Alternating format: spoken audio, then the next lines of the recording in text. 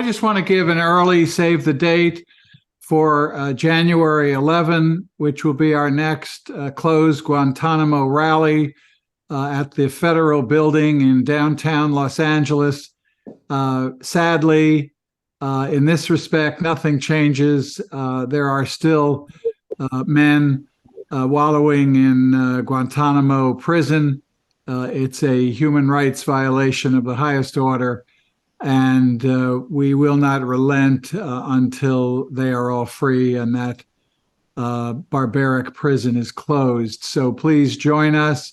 You'll see flyers, announcements, and details about that in the coming weeks.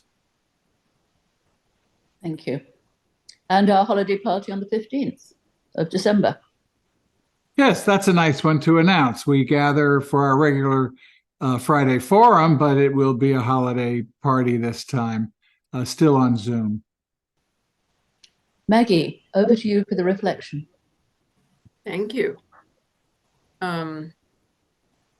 So today, because it's on the way to being Thanksgiving, I thought it might be a nice way to reflect upon gratitude. And I'm going to it's not really a worship sharing thing, but I want to give people an opportunity to write down in 4 different areas what they're grateful for. And will be a minute set aside for us to enter the silence, and those who wish to share something that they're grateful in each of the categories, speak out of the silence as you're comfortable to do.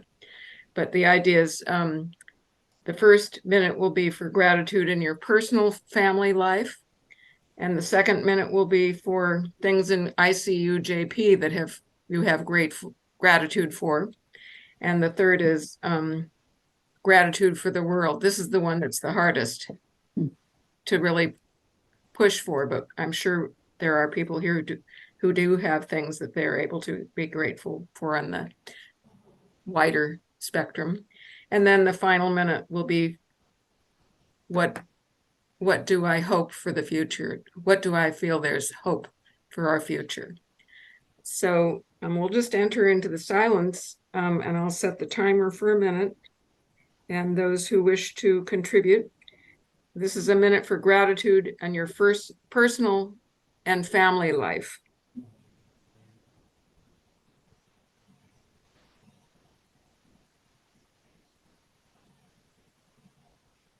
Good health.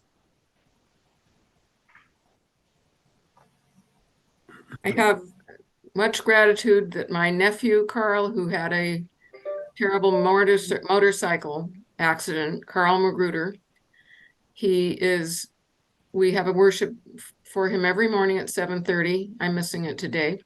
And he is healing very gradually from somebody who was unconscious most of the time to being able to walk and take and speak and sing. Just wonderful to see that. Having a happy childhood, just really blows my mind how fortunate I am that I had 2 parents who loved each other and loved me throughout. Okay, now we will take a minute for things that we're grateful for in our support group here in ICUJP, the things that we are grateful for, the people in our group that we're grateful for. I'll do a minute. I'm grateful for George Regas. I think about him often. Recently, I've quoted his statement in 2004 that an Iraqi baby is as precious and valuable as an American baby. And now we can apply that to what's happening in the Middle East. So I remember George and as the convener of this organization.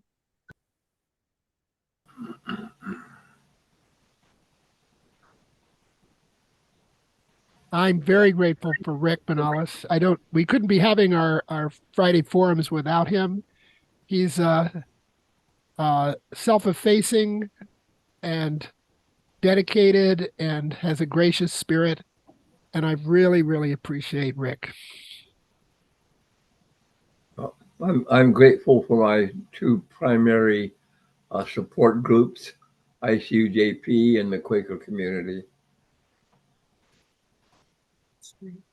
I'm grateful for, and I have to say, my family and my childhood, because of the unity and the differences in friends and relationships and colors.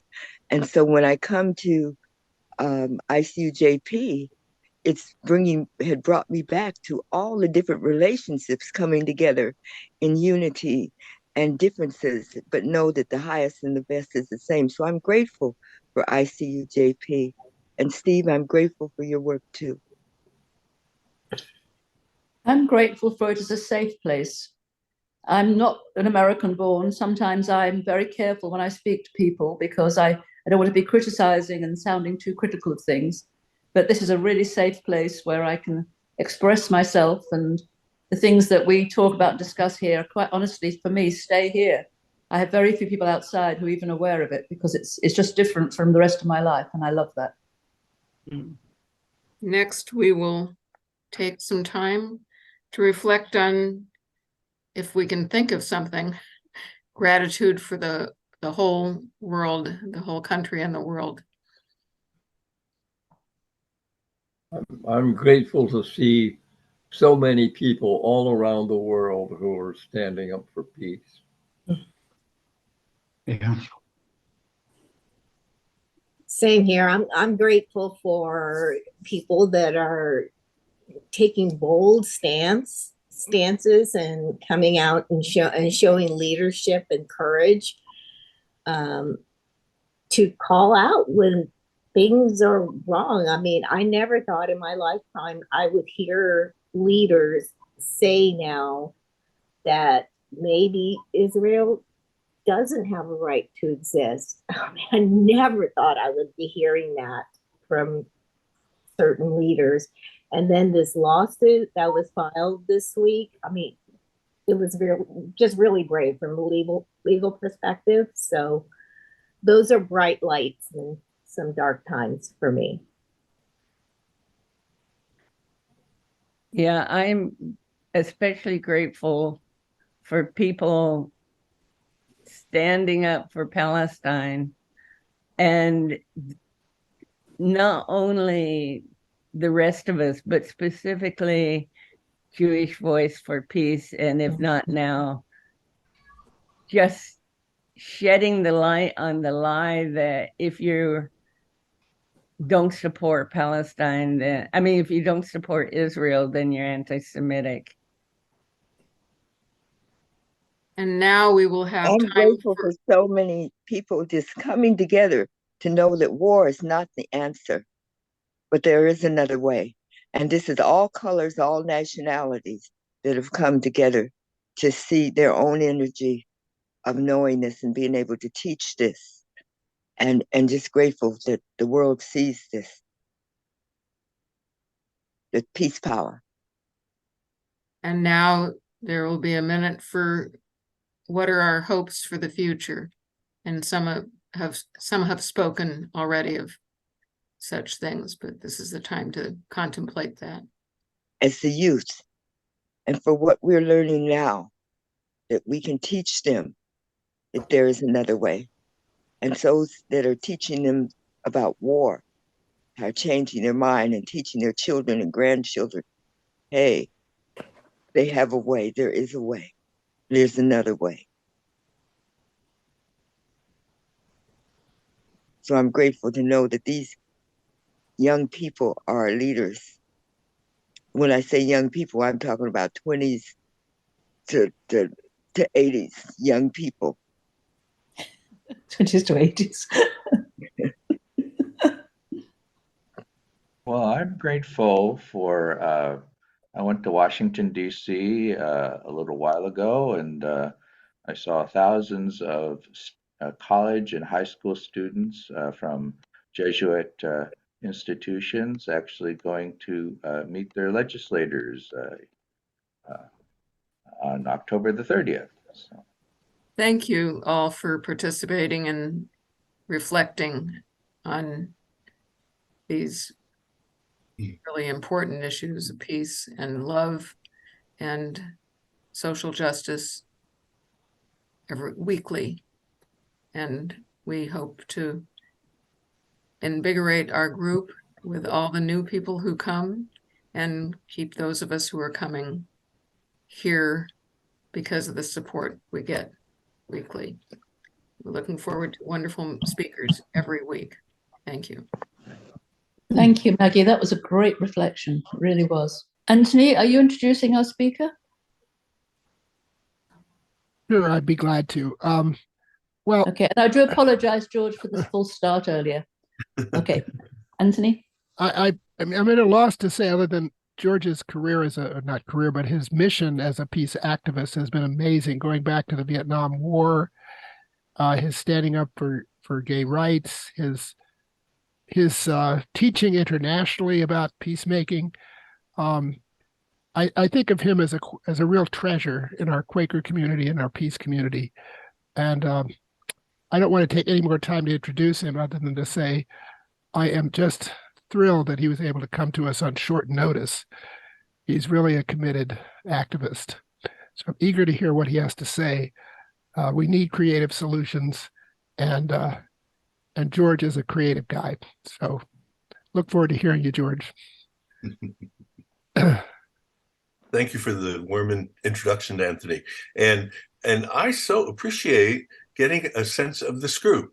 I often speak to groups that I don't really have any sense of because I whisk in and then whisk out. And it's delightful to get the sense of solidarity that you experience with each other, the caring and the sense that you're in it together rather than just as individuals. And one reason why I so appreciate watching and listening and seeing that is that this is a time of growing polarization in our society. And one of the things that polarization does, it comes every once in a while and then it goes away.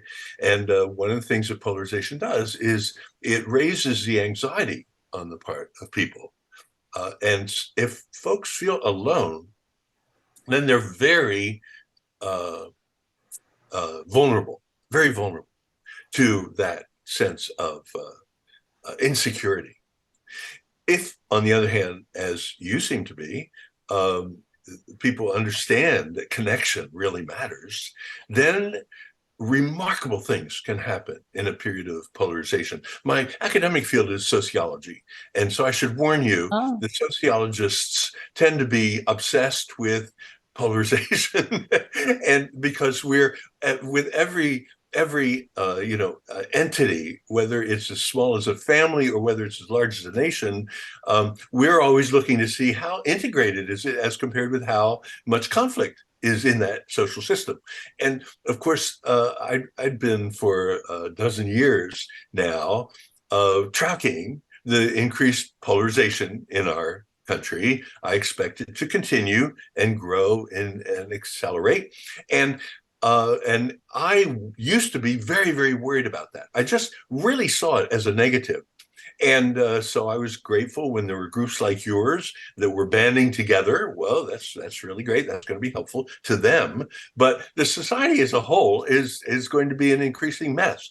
And I had Germany on my mind, the tremendous polarization they experienced in the 20s and 30s and so on.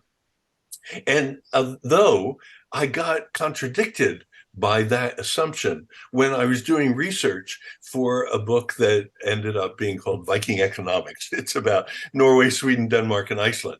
And unlike most writers who write about the remarkable achievement that those countries have pulled off, I wanted to write not only about that, but also the history of those countries. How did they get to be in so much better shape than our country is? When 100 years ago, those people were coming to this country, fleeing their countries because their countries were a mess, and we were in so much better shape than they were. And so I was curious, when did they make their leap from being a mess to being in way better shape than ours? And I found, to my surprise, that they made their leap in the 20s and 30s at the time when they were the most polarized in modern times. Hey, that contradicted my understanding of polarization. I was just thinking about the negative side of it, and there's plenty of that. But, whoa, these societies got up on their feet during the polarized time when Nazis were marching in Sweden, Nazis were marching in Denmark, the Nazi movement was growing in Norway. And at the same time, the communist movements were growing, and people were excited about organizing for the dictatorship of the proletariat. Yay, because the Soviet Union had pulled that off recently, like that. If you could just imagine 100 years ago. And that's how excited they were. And even though that tremendous opposition between the left and the right was growing in the Scandinavian countries, it was also the period when they made their big leap forward. How is that possible? So I was just so perplexed, both politically in terms of being an activist and also sociologically. So I thought, well, you better do some more research, George, look at more cases. So I thought about the 1930s in the United States, because that's when I was born. And well, the 1930s, the Nazis were growing like mad, and they were able to occupy Madison Square Garden for a rally. They were growing all over the country, and the Ku Klux Klan was going crazy, assassinating people. And on the other hand, it was the glory period of the American Communist Party, the 1930s. Whoa, I'm more and more confused. Another case, George, another case. This will become clear someday, maybe. So I looked at the 1960s, which of course many of the people on this call will remember vividly. Would you say that was a particularly placid time, as you recall? The Nazis were back. The Ku Klux Klan had gone from assassinating individuals to bombing churches. Terrible stuff going on the right, and phenomenal amount of absurd on the left in the 1960s. And in the middle of all that polarization, with terror, with bombings, a lot of bombings in the 60s, what happened was, I would say, it was the decade of the greatest progress that we made in the second half of the 20th century. And I would also say the 1930s was the decade of the greatest progress that we made in the first half of the 20th century. So friends, I'm beginning to see I really got it wrong about polarization. It's certainly true that in Germany, the polarization led to Hitler. In Italy, their big polarization led to Mussolini and the fascist regime. So how to make sense of this, how to make sense of it. Just as I was at my most confused, I was also doing a speaking tour in Great Britain. I don't know if we should put confused people on the stand, but I was going from town to town in great confusion, sharing what I did understand, of course, but not sharing how confused I was. And what happened was I got to be put up with hospitality. Like Anthony put me up when I was out your way. Well, the guy who put me up in one particular town happened to be a Quaker artist who had changed his artistry lately to become a worker in metal, and he was making gorgeous metal sculptures, and they were around his house. So I was looking around his house just marveling at this gorgeous stuff he was making. And I said, how do you work with metal, which is so stubborn? How do you work with metal to make it so luscious and curves, gorgeous curves? And he said, oh, come on, George, I'll show you. So we go out through the back, through this kitchen into the backyard. That's where his studio is. And he opens the door, and there he displays with great pride his forge. His forge. And he says, that's how I do it, George, because you're right, metal is stubborn. Metal doesn't want to do what I want it to do. So I have to heat it. And then it's possible. Thank you. That's the metaphor I needed to wrap my mind around this phenomenon that I discovered. What polarization is, friends, is a forge. Heats up society and makes, yes, Hitler possible, but also makes progress possible, as in the Scandinavian countries, and even makes it possible to make metal into sculpture. That's what a forge does. It transmutes. And that's what we're in right now. And I wanted to share that initially because it's being reflected in the kind of response that we're making to the Middle East. I've gone to multiple demonstrations here in Philadelphia, for example, sometimes sponsored by the Jewish Voices for Peace, sometimes by Muslims. And in these demonstrations, they're marked by numbers of clergy, of rabbis. Rabbis come to the Muslim-sponsored thing, right? Rabbis come, and clergy of various kinds, Muslim clergy and so on, showing up in ways that I've never seen them show up before, because the forge is at work, making new things possible. Now, one of the things that seems to make a difference in how the outcome is for a polarized society, whether it's Germany or whether it's Norway or whatever, is whether the movements that grow and grow and grow in a period of polarization, just as they're growing now in our country, whether the movements have a vision of what might replace the existing order. And some movements have a vision that's horrible, like Nazism. Some movements have marvelous visions, like the social democratic vision of the Nordics. And some movements don't bother with vision at all, and without a vision, the people perish. So that is a responsibility that I think we have. Okay, so getting to the question of Israel and Palestine, it's obvious to me that the leading movements in those countries have not had a transformative vision that has shown a way forward. So the efforts that have happened historically from time to time to try to make things work don't succeed. They don't really resolve the conflict because there's not enough visionary thinking.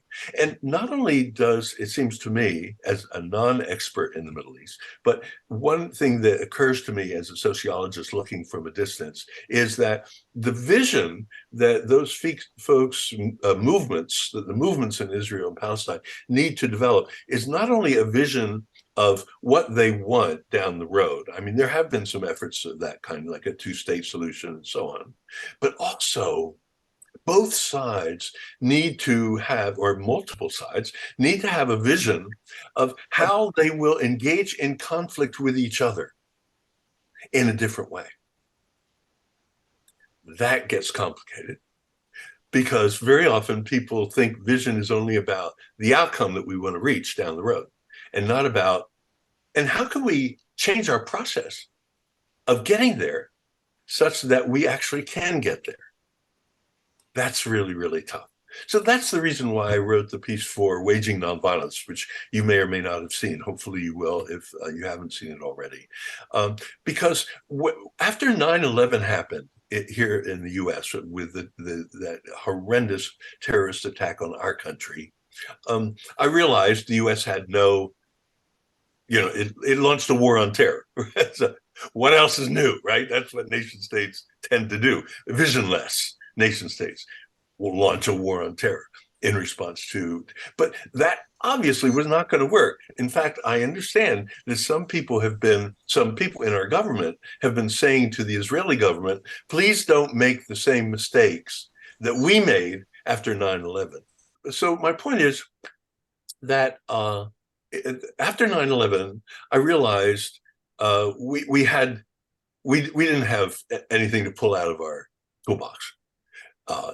To respond to that terror that was nonviolent in character. So all we knew how to do was violence, even though that was obviously going to be counterproductive, I thought, and it did indeed play out counterproductively. So fortunately, I was being a professor at Swarthmore College at the time, which gave me a lot of research time. And so I did research on, well, the countries that have been most successful at dealing with terror, what did they do right? And that was a fascinating thing to be able to get to. And as a result of doing that research, I was able to identify 8 tools that they used, 8 techniques that they used to respond to terror. No one country used all 8.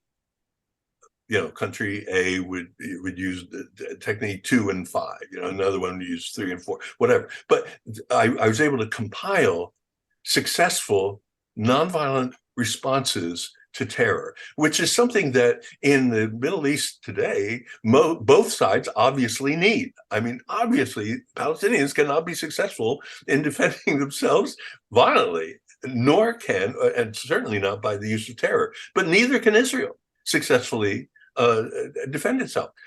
It's impossible but to do that violently, even though that's what they seem to hope. Well, instead of hope in stuff that obviously doesn't work, why not try something that might? And because I was drawing this from live historical examples, I was feeling a lot of confidence in those 8 methods.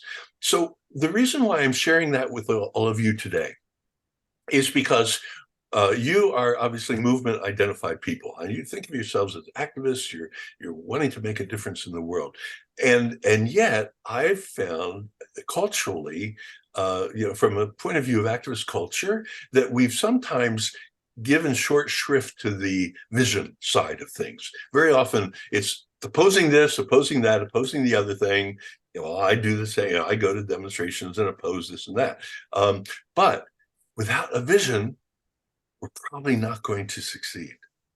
And the promise of developing a vision, and the 8 techniques that I offer are only a toolbox. They're not a coherent vision for what the U.S. might do instead. But nevertheless, they're of interest, and that's why I hope, and that's why I'm sharing this with you. The other thing that I want to say before we do the Q&A is that I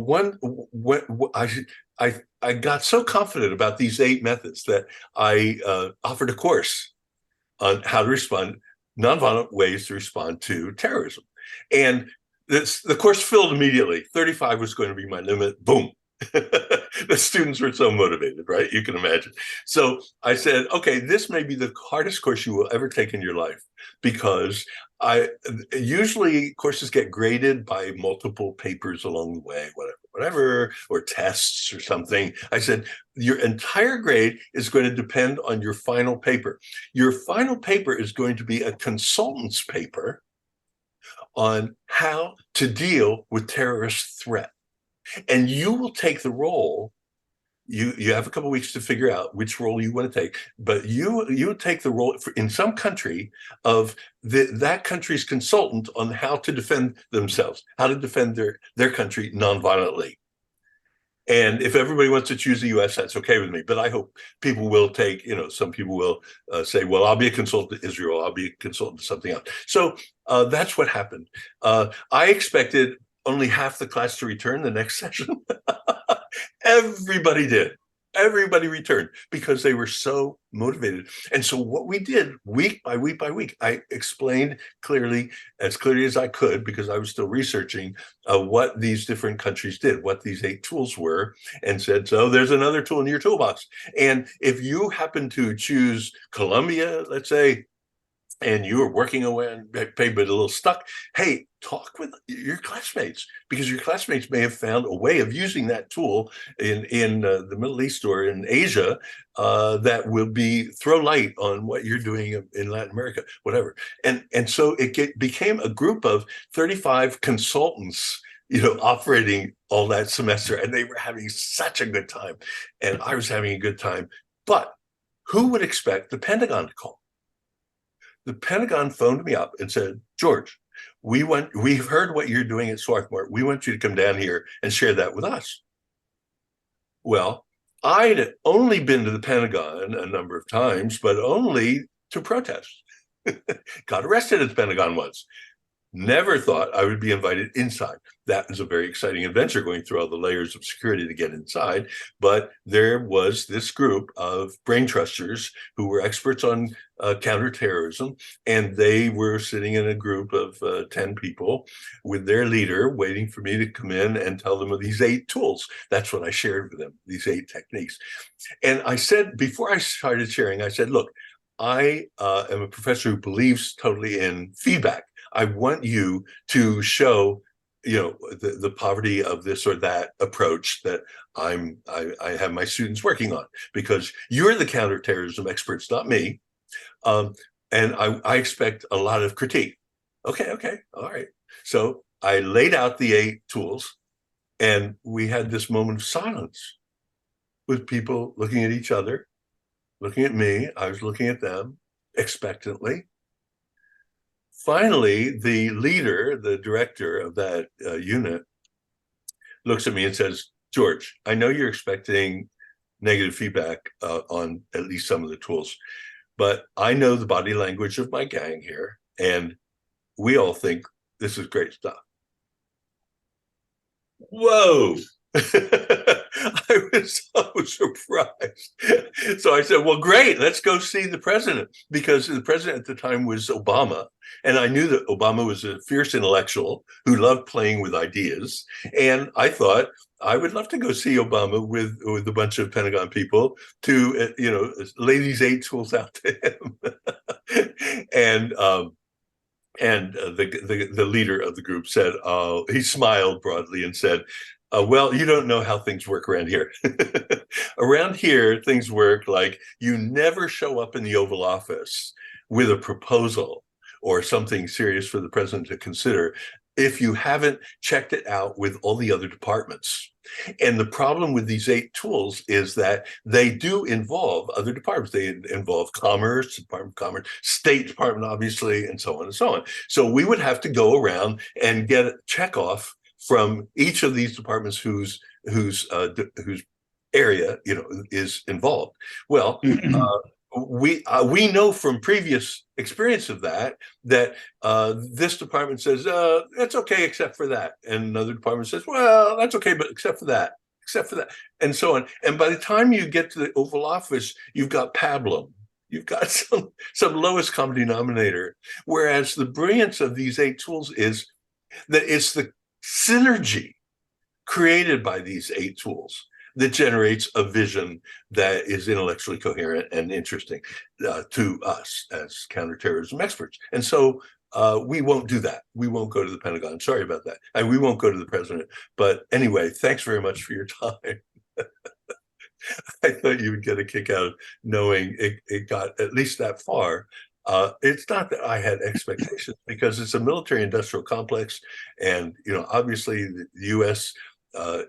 Economic elite makes a lot of money out of the U.S., for example, financing Israel, military defense, and so on. There's lots of economic reasons why we're not ready to make a transition to a nonviolent defense against terror, whether for our country or any of our allies. Nevertheless, what my sociological analysis of previous societies that used their polarized period being a period of openness, even though people are screaming at each other, there also is an unusual degree of openness. And that is, and vision matters at that point. Then I thought, well, okay, so obviously our country isn't ready for an alternative vision on terrorism, but now it's always the right time to have a vision out there, if only to reassure ourselves that we're not crazy, like an embattled minority that can only think eccentric thoughts and can never gain any purchase. Because there were also radicals like that in 1929 and 30 who were feeling, oh, well, we have a vision, but nobody would ever accept it. And were amazed by what got done in the next decade. And the same goes with that later period in the 60s, 70s, amazed what we were able to get done then. I would just challenge all my fellow activists, and I've been running around the country on book tour for my memoir. I would just challenge my fellow activists to not only work in the ways we've been used to working, but also to support visionary work that takes seriously a problem in the world, like terrorism, which is a real problem. It is a real problem for many countries, and help to develop a vision for how communities of people can defend themselves against terror, whether it's on a local level, terror by the Ku Klux Klan, which the Southern Civil Rights Movement learned a lot about how to defend itself against the Ku Klux Klan and its terror. So analogously, nations, which are in one sense communities, need to learn how to defend themselves against terror, including Hamas invasion of that kibbutz of left-leaning people and kill them. That requires a defense, and why not try a nonviolent defense? That's what I throw out for conversation, discussion, and no doubt hard-hitting questions. Thank you. Thank you so much. That was wonderful. The way that we often do questions, and I mean, it's up to you entirely whether you want to do this or not, is people usually indicate, kind of on the computer if they have a question, but just to save people waving hands, and you can't see all the screens anyway. Do you want to do that yourself, or would you rather kind of that I just said the person's name and then you answer the question or got into discussion with them? It's entirely up to you how you want to do it. I'd like you to be in charge of that. Okay, fine. Okay, so if you have any questions, please put your hand up electronically. And Rose? Steve. Yes. Steve? Thank you. George, thank you so much. And actually, given our format, it's only 8:30. We go to 9:30, but we actually go to about 9:20. And I think everyone here is waiting with bated breath to hear your 8 tools. Oh. And a brief summary of your 8 tools. And this is ambitious. Based on your knowledge of the Middle East, whether you could apply each tool to the parties in this conflict. The second one I can't do. That would require way more brain trusting, I think, with a bunch of people with deeper knowledge of the Middle East than I have. But the first part, the 8 tools, I'll be happy to share. And they are online as well. So if I get too quick in describing each one, and trying in some ways to hint that it has to do with today, you'll have the leisure of just going online and finding it. The online publishing outfit that I use most is called Waging Nonviolence. Some of you, I'm sure, already know it. Waging Nonviolence is an online publication, and I've got, I don't know, 80 articles or something on it. And one of the articles is about terrorism. You'll be able to find it pretty easily. Yeah, so here are the 8 techniques. Is that what I should proceed to do? Develop them? Yes. Sounds If great. you don't mind, Yes, thank you. I'll put it in the chat as well. Happy. Well, the first one is easy for you to imagine applying in Israel's case. It's called developing the infrastructure of economic development. And that's because poverty and terrorism are linked. Over and over. England, for example, so clearly. I've worked in England and went over to Ireland and talked with one of the senior members, the senior leaders of the IRA, who was under capital punishment situation if he was caught. I met with him underground. It's so clear that the IRA was flourishing based on the poverty in Northern Ireland. Such a clear example. Well, that the base of the IRA decreased as the Brits finally got it that economic development matters, and they should actually be investing in Northern Ireland to make it, so there wasn't so much desperate poverty. So that's the first one, which is do the economic development work. It's available. Okay, number two, reducing cultural marginalization. So you don't only marginalize people economically and therefore stimulate terrorism, you also can marginalize them culturally, put them down, say they're inferior to you, right?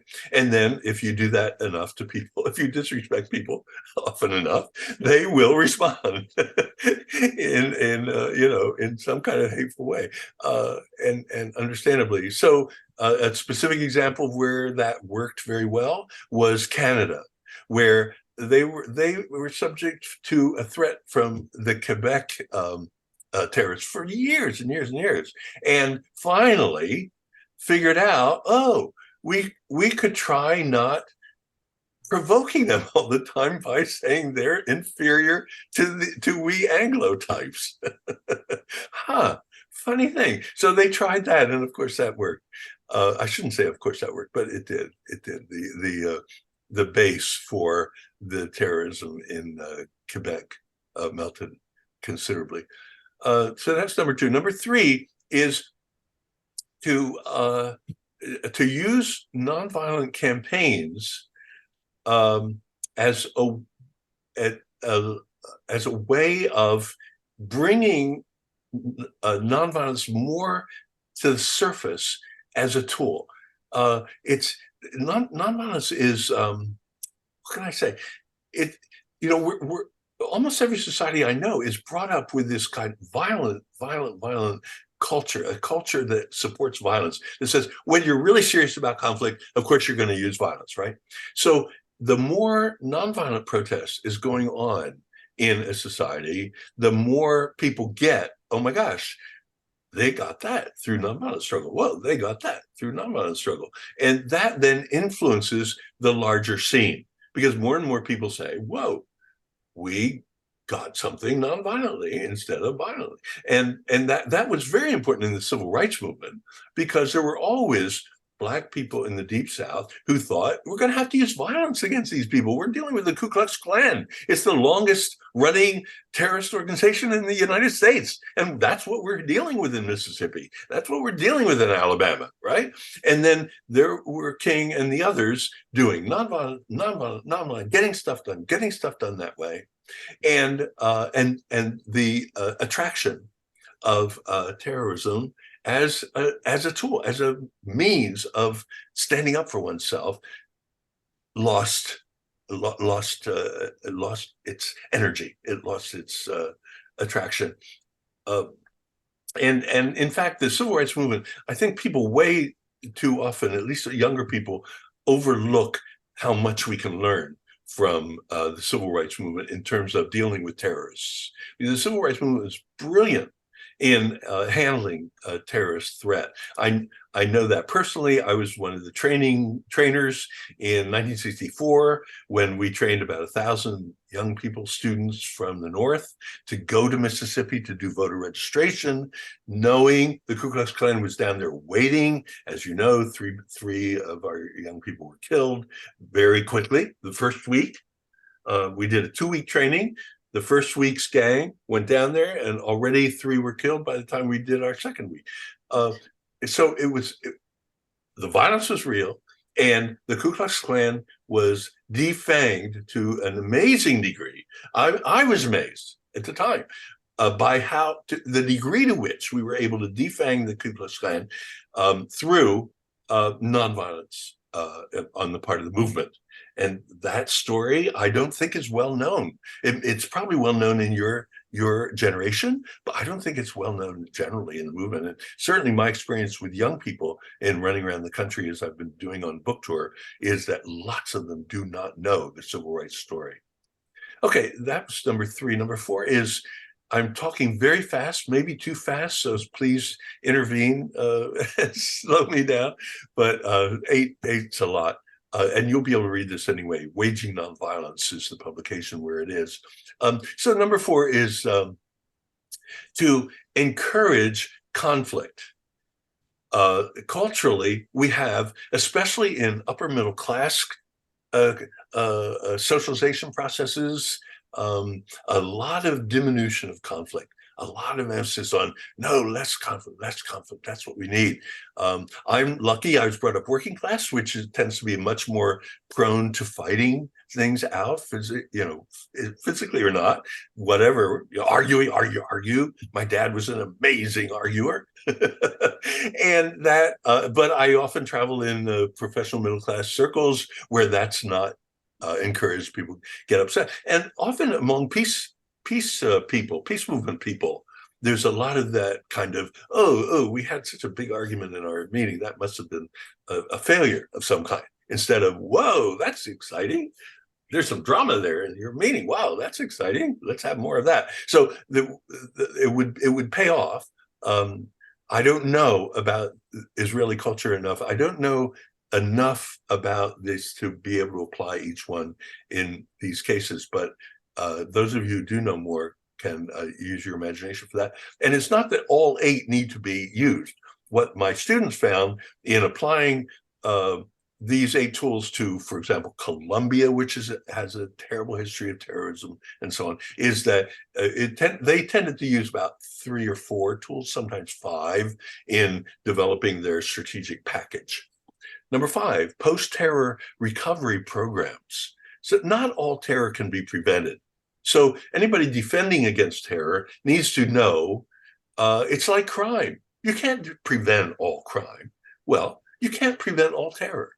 So keep that in mind and know that the terrorist strategy is to increase polarization by using terror. So one of the things you can do if you're interested in reducing polarization in that context is to do recovery programs. That includes more community building. That includes trauma counseling, extremely important. The Norwegians, for example, after the 2011 terrorist massacre, that was it killed so many of the young people who were the hope of the left wing in Norway. The left wing there tends to be the major force in ruling Norway, and a lot of their most promising young people were just killed outright by a terrorist. So there was this massive national effort to deal with. They used rituals, they used public rituals, as well as one-on-one therapy and so on, to help people get over that. And what little I do know about the Middle East is a story of trauma building trauma on top of trauma. And of course, people's imagination for something different declines insofar as they're traumatized. Number 6 is police. The police need to become peace officers instead of armed police. And that's one of the real problems in the United States.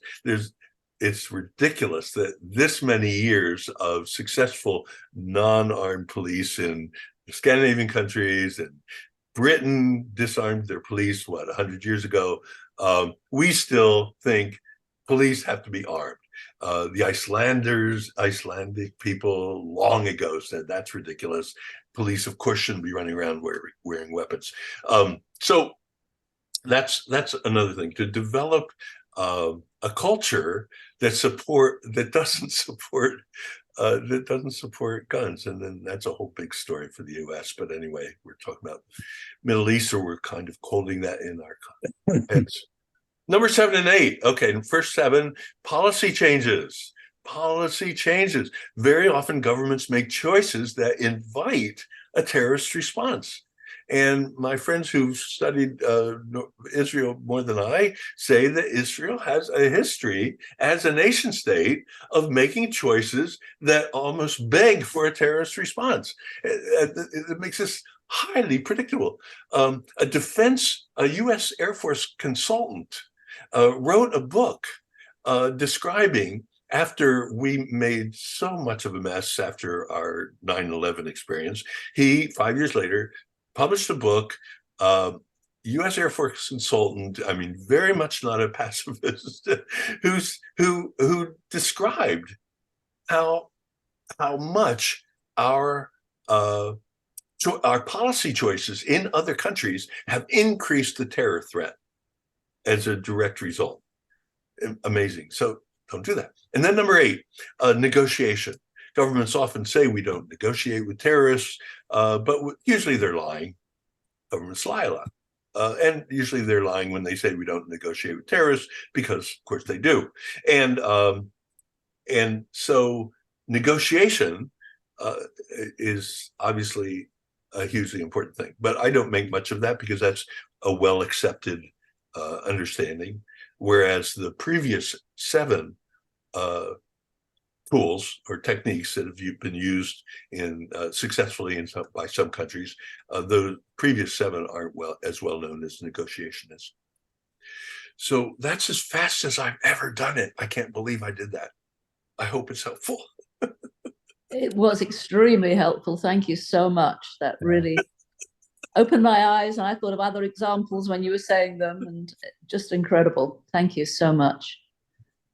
Yeah, I just want to say about what you asked about confusion. You asked, should they put a confused person in front of a mic? I think confusion is the vital link, the vital step between ignorance and enlightenment. And if people are totally ignorant because they bought into something, they need to go to confusion. I go, yes, you're confused. Great. You no longer believe what you were taught. I was writing down your 8 steps, and I see definitely how they apply to Palestine. And the one that really got me, well, the post-terror recovery, obviously that's where they need to be now, because that's where they should have been a long time ago. But as far as supporting the nonviolent movement, I was in a nonviolent struggle in the West Bank with thousands of Palestinians, and we were attacked. And it's like the difference between the civil rights movement, nonviolence, and Palestine, nonviolence, is that with the civil rights nonviolence, we saw it on television, and people wrote to their congresspeople. People talked about how horrible it was. And Palestinian nonviolence is ignored. The press won't cover it. If they do, for the longest time, peace organizations won't support them. You know, I just really thank you for your comments, and if you could comment on that, I'd really appreciate it. I completely agree. Completely agree. It's so significant that the guy who, for a little while, was attracting so much support among Palestinians that he was being called the Palestinian Gandhi, was then exiled by the Israeli government. And I thought, well, that's an interesting, in a sense, affirmation of the power of nonviolence. They don't want to face a nonviolent Palestinian movement. Mm-hmm. And they get rid of the leader of that, the organizer of that. Whoa. But I just thought it was so indicative of, exiling the nonviolent guy. Whoa, the Israeli government knows more than it's letting on about how threatening it is to face nonviolence, how difficult it can be for governments to face nonviolence. Wow, thank you so much. And I'd just add to that, it's scarier because what they know, I mean, it's the old thing about it, the only tool in your toolbox is a hammer, every problem will look like a nail.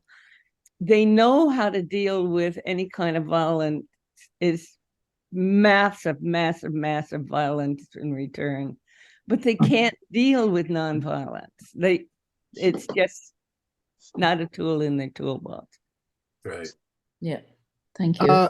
We have 4 hands up. It's actually and I think that- Mubarak Awad, and his son is Sami Awad. There we go. Thank you. Okay. Okay. Okay. Thank you. I met him too. I met his son.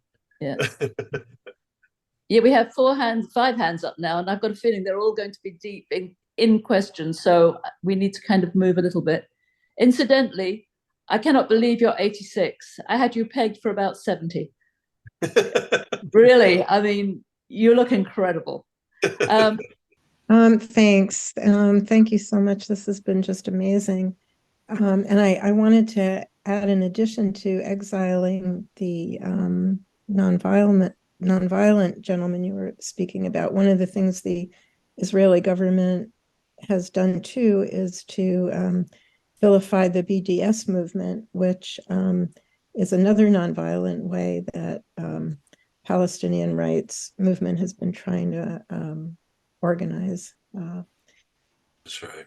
And but my question is, and I think you may have prefaced your comments about the 8 strategies with this, but I may have misunderstood. But in this country, when so much of our economy is wrapped up in weapons and weaponry, how can we even begin to start making a shift?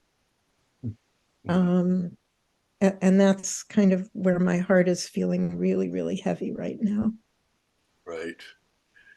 Right. Well, the U.S. had a major public debate in the late 1800s. Popular opinion divided on whether we wanted an empire or not. It had kind of crept up on us. And after all, we got rid of it. We got out of an empire to develop this country in the first place. And there we were, moving into empire. And so there was this huge, huge debate. And we who are anti-empire lost the debate. So ever since, we've been quite explicitly among the power holders an empire. And empires have to have a huge military to defend all those outposts of empire. And that plays a role in Ukraine. That plays a role in so many parts of the world. So that being having been such a fundamental part of policymaking, I think in order to get off this empire road, we are going to have to do a nonviolent revolution in this country. That is, I think we're going to have to actually unseat the rule of the economic elite, which basically runs the country behind the government. And so that's why polarization has me so excited, because doing something like a nonviolent revolution in other countries that have done that usually requires a tremendously polarized moment in their history when some movement with a vision comes forward and comes to the people and says, do you want this? Do you want that? For example, in Norway, when they did their nonviolent revolution, which was in the 30s, they developed a vision of what they wanted, and then they went to ordinary people and they said, hey, do you want excellent healthcare available to all, automatically available, not on the price system? Yeah, that sounds good to us, And well, would you like full employment? Yes. Whoa, wow, that sounds like a great idea. How about free university education? Whoa, where do I sign up?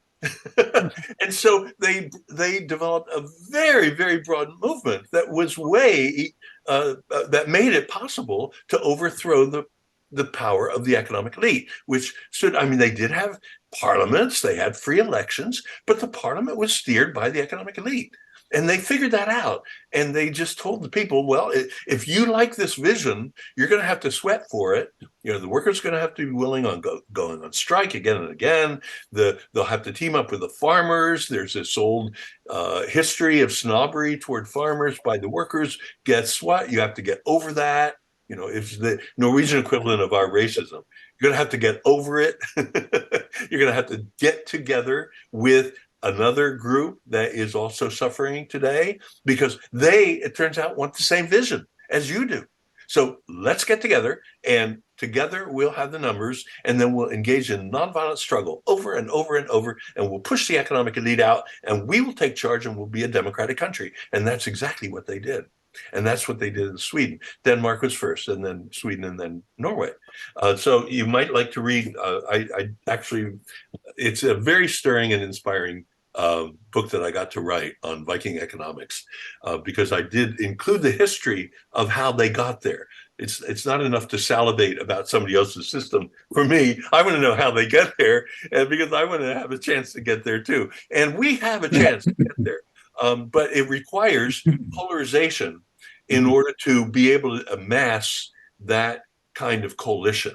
We had that in the 30s, but then it got cut short by World War II.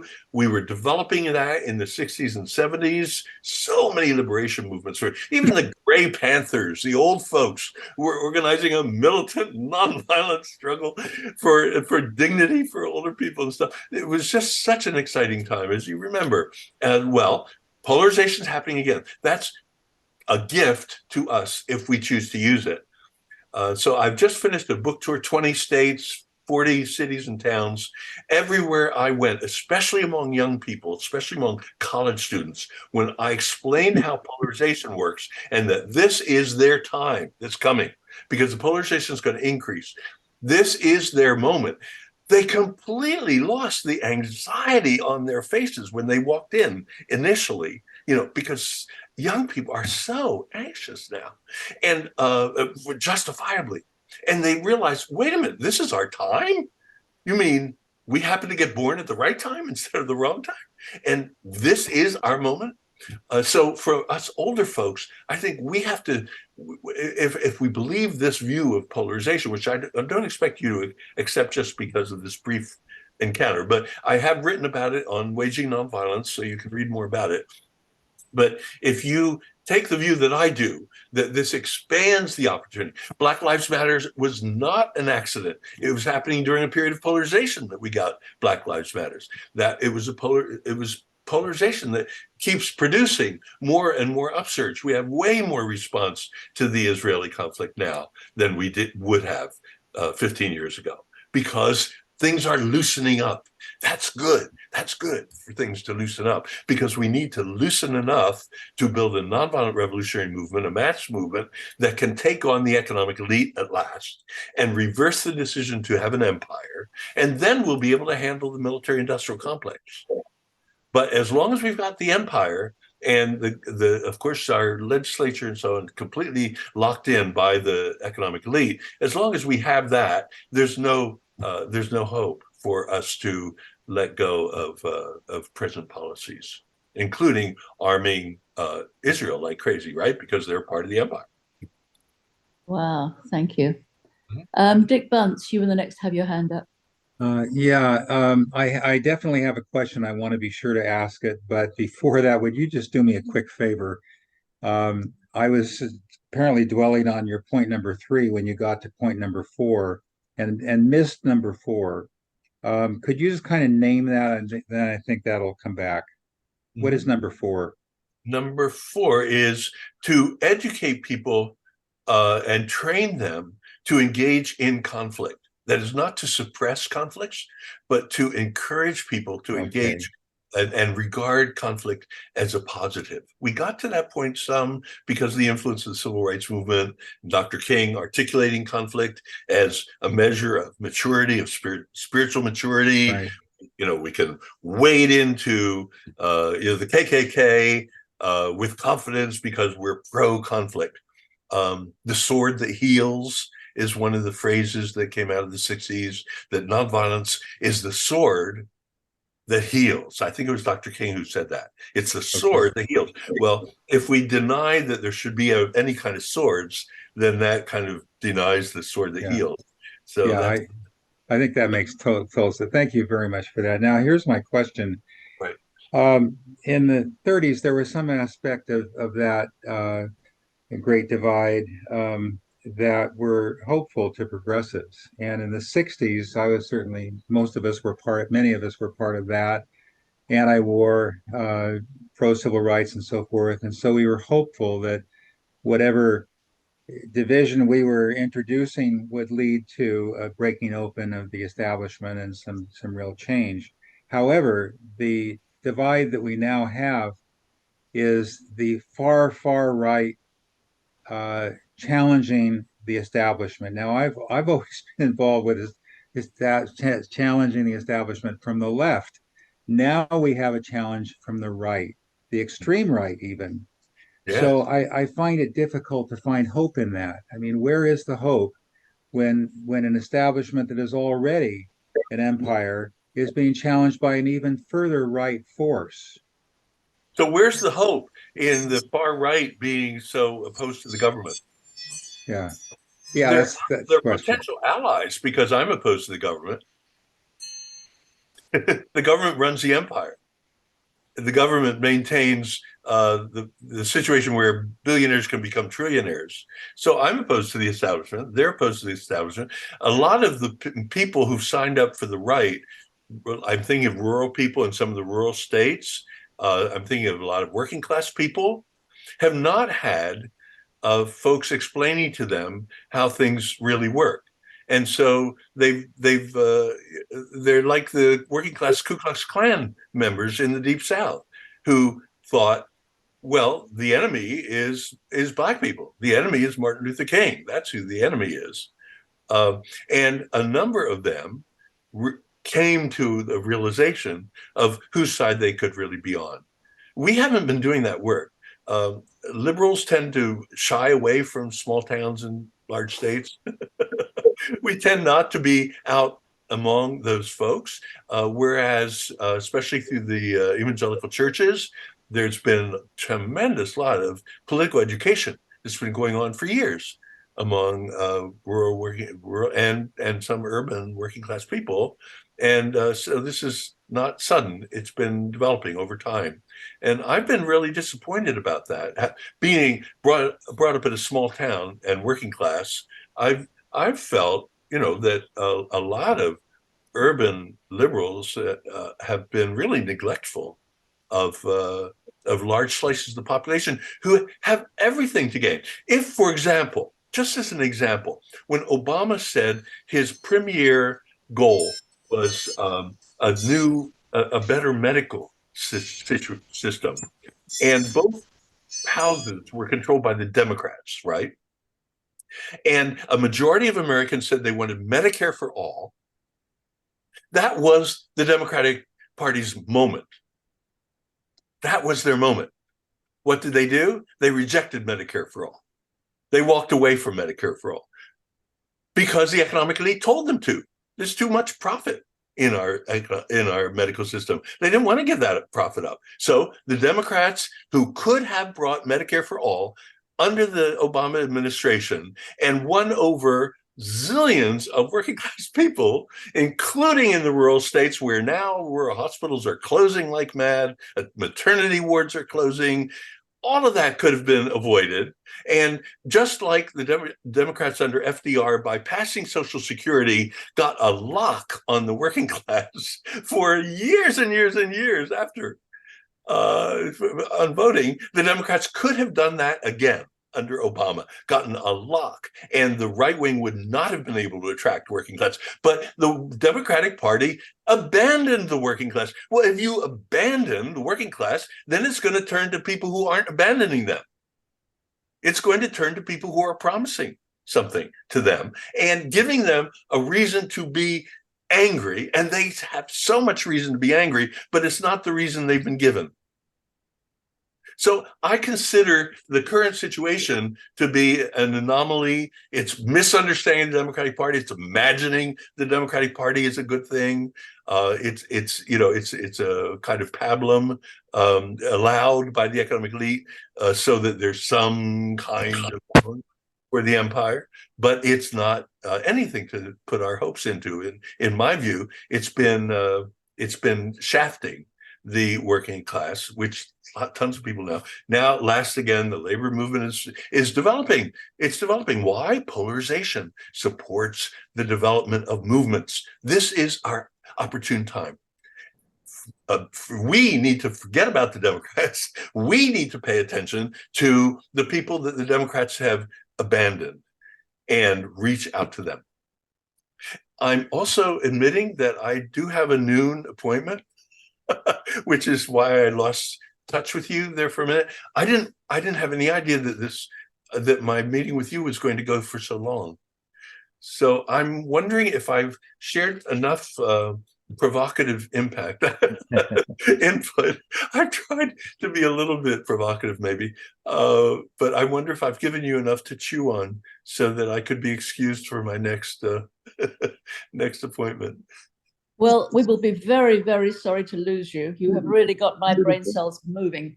But if you have another appointment, obviously, and you didn't know about our format, we have to take responsibility. There are still 3 hands up, and I'm hoping that if you do have to go, we can maybe turn it into a discussion based on those 3 questions, because I think all 3 of them will probably be fairly good. You've been delightful to have conversation with, and I'd be happy to come again sometime. That's great to hear.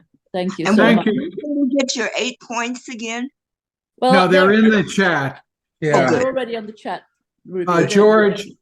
George, thank you so much. You are now a card-carrying member of ICUJP. We welcome you back, and we will clearly keep in touch and work with you. And I'm wondering if we could have you back sometime to talk about reaching out to rural communities and small towns, because that is certainly something that we have neglected. Would love to. And that's what I'm interested in too. Yeah, thank you. Thanks again. This has been wonderful. Thank you. Thank you. Thank Bye. you. We are way indebted Thank to you. you. Yeah, thank you so much, George. You're Blessings. welcome. Thank you, Anthony. Thank you. So, Dave, I'm sure you'll probably have something controversial to share. So maybe we'd start with you if you'd like to. What a reputation, and Deserved. can I live up to that? Well, let's see. As I said at the beginning, I'm a member of the Harriet Tubman Center for Social Justice, and 3 of our leading historical models are Harriet Tubman, of course, Che Guevara, and the indigenous American Geronimo. So I just want to point out that I think most people on this Zoom would say that those are admirable figures, and none of them were pacifists. Okay. So then next, it's a little controversial, but recent Israeli historians like Ilan Pappé have put forth the information that Israel, what we call Israel, is a white European colony settled in the Middle East. And that's not controversial at all among many of the new Israeli historians. So I just want to quickly read a couple of lines from the website Mondo Weiss, which was founded by Philip Weiss and Adam Horowitz. This is just the lead-in of an article by Robert Hildebrandt, who is a professor at George Washington University, keeping in mind that Israel is a settler colonial state. Decolonization is always a violent phenomenon. Would that it were otherwise.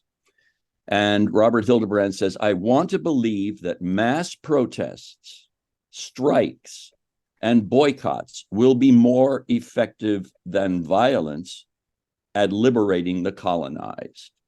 Yet how many liberation movements have felt forced to choose violence as the only path to freedom? Would that it were otherwise. And the first sentence, there is a dogged insistence in both mainstream America and Israeli discourse on denying Israel's colonial history, structures, and power. This wasn't always the case. In the late 19th and early 20th centuries, at the height of Europe's colonial empires, many Zionists openly proclaimed Their colonial ambitions in Eretz Israel, creating institutions such as the Jewish Colonization Association, and drawing on colonial techniques from places like French Algeria. So that's something to think about. And my last thought is really a question. George Lakey used the term terrorism frequently during his presentation. We all throw the term terrorism around, maybe a little too liberally. And I was going to ask Mr. Lakey for a precise definition of terrorism and how that precise definition of terrorism applies to the military operation conducted by the Al-Qassam brigades on October the 7th, 2023. That's enough for me, isn't it? And enough controversy? Not for me. Okay. I think there's a Yeah, so just for everybody's information, on the email that you got to invite you to this program, at the bottom where it says, you know, the how you can find out more or where you can, how you can help, there's a link. You click on that link and it takes you to the exact article that George Lakey was quoting with those 8 functions. It's also in the chat. There's a link to the article in the chat. You've got all of these ways to find it. So I was also I wanted to emphasize that when Mr. Lakey was speaking, that he talked about action as and as important as visioning, as anything else. And I think that is a important thing for us to do. Also, I think we have to expand our ideas of violent and nonviolent protest. If you are attacking, say, for example, companies that are investing in a country that you think is doing some untoward things to another population or its own population, there's a lot of things you can do, especially if it's publicly traded, if they have 800 lines, if they have email addresses. You could really slow their business down. Is that violence? Is that considered violence by their CEO and their board? Probably, right? So, I think as people, we don't gather around and think about that, and using predatory capitalism against itself. So, I'd like for us to think about that a little bit more. Thank you. That'd make a great program. We have Anthony and Steve. Anthony? Well, I just want to put in a good word for nonviolence. There have been a lot of studies done. Erica Chenoweth's book studied nonviolent and violent change movements and concluded that the ultimate outcomes of nonviolent change movements was much more positive, that violent change movements often were initiated and carried out by a small elite of violent people, and that elite tended to control that situation after whatever goals were achieved. So I want to put up this book, Engaging the Powers, Walter Wink, A Force More Powerful. There's just a lot of research has been done. And I think what we're seeing in Israel-Palestine is the utter failure of violence, followed by retribution, followed by more violence. And it's going to be generations before this particular outburst of violence is healed. But it has to start somewhere and somehow. And I think the techniques that George talked about are a good indication of what needs to happen if we're going to see an end to the cycle of violence that's really, and it's tragic. I went to Israel-Palestine. I met Israeli Jews and Palestinians. They're wonderful people. And it's heartbreaking to see how they're caught up in this sick and endless cycle.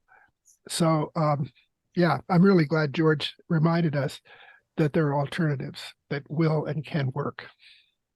You know, I'd love a program based on one of those books you just shown us. Hint, hint. Steve? Yes, I was eager to talk with George about his 8 factors because I don't know, maybe it would have fit under one or more of them to talk about education, the role of a free press, and maybe it comes under reducing cultural marginalization, that people are ignorant of history, they are ignorant of the genuine grievances and humanity of others that they're visiting terrorism upon. So I think, and I think ICUJP, frankly, and what we do here is an example of that. It's cutting through the media. He didn't have quite a critique of mainstream media, although I'm sure if we raised the question, he would join in that. So I think there are a cluster of additional tools that can be used in order to get past the propaganda that people are drenched with, even in so-called free societies, in order to have a base of facts. I'm finding in dealing with relatives and friends and others, the historical ignorance. This conflict did not begin on October 7. And so as a result, people are carrying myths, misinformation and disinformation into their discussion of the current conflict. Thought it was a great program.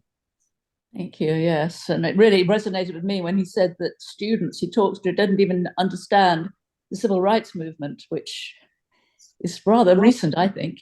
Maggie, you have your hand up. I try to make this fast. Before the January 6th event, George was doing workshops. They were very well aware of the fact that there was going to be violence at the that happened on the 6th of January. My mind just went blank as far as the Capitol. Yeah, well, yeah, the Capitol, but I'm talking about the election, the proof of the election where what's the word? Where they put people in power, that was going to be violent. They knew it. And so they were teaching us, what you would do, but somehow it just all got dropped. So, they were holding hands and sitting down and all these kinds of things that we did in the 60s. But that would not have worked. And as soon as I saw what was happening at the Capitol, I'm